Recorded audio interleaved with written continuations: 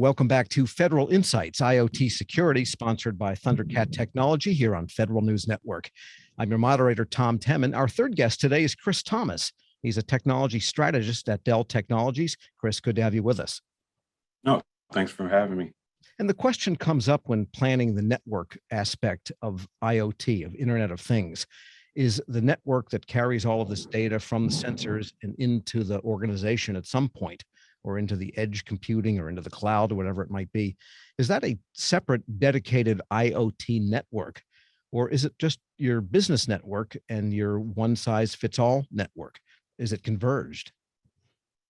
So I guess that really depends on what the mission partner needs and what your business needs are, and the category as far as that data traffic. It has to be handled differently depending on the sensitivity. In most cases, you're looking at discussing a macro or micro segmentation implementation as part of your policy from a security standpoint. So in most cases, I would recommend, right, having it separated either physically or at least logically at a minimum.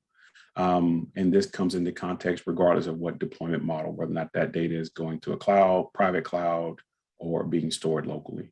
So in some ways, the problem or the challenge here is very similar to what you find in industrial control or SCADA situations. Exactly. And I've had a number of different conversations with customers for different agencies, whether or not that's TSA or working with some of the Department of Energy. And one of the challenges that they face is, how do I get that communications and this data across effectively and in a secure manner? And then I also have to, now we're living in a multi-cloud world. So I need to have data path diversity options as well. And one of the challenges, and what we've worked with our partners like Thundercat and Ruckus on, is how do I give you that single centralized point of, I guess you'd say, synergy for a single dashboard to manage all those different connection types.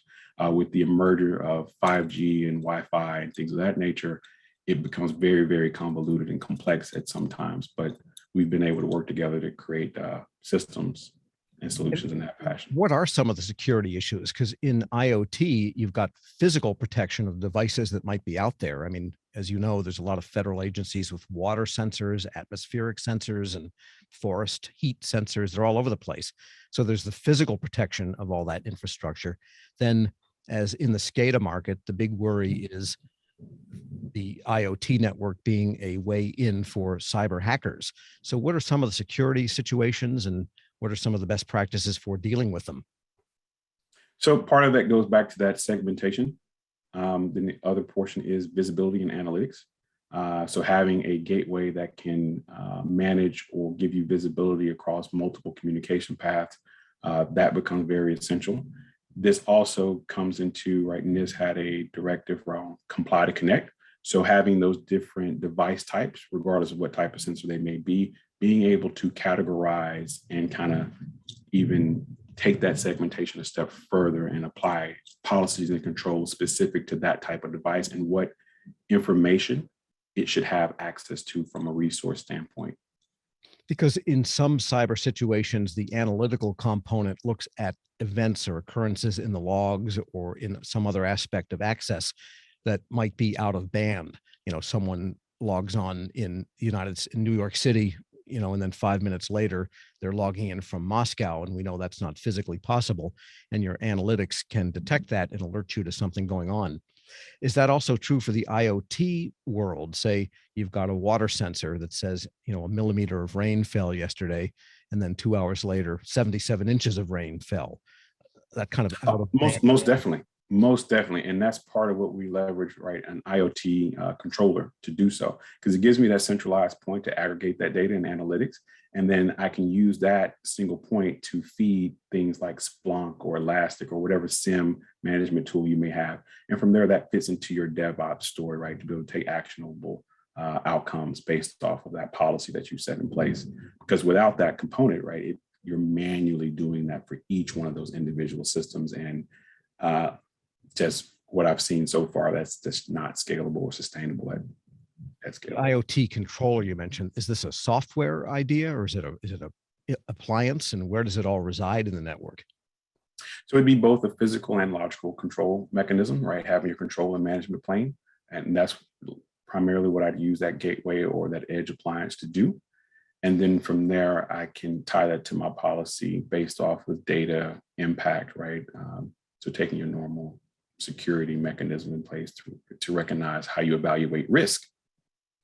Got it. So who's involved then in the architecture of an IoT system that will in some way be bridged or connected to the main IT system? Because it sounds like it's pretty specialized. So setting your security boundaries, understanding your data types and data feeds.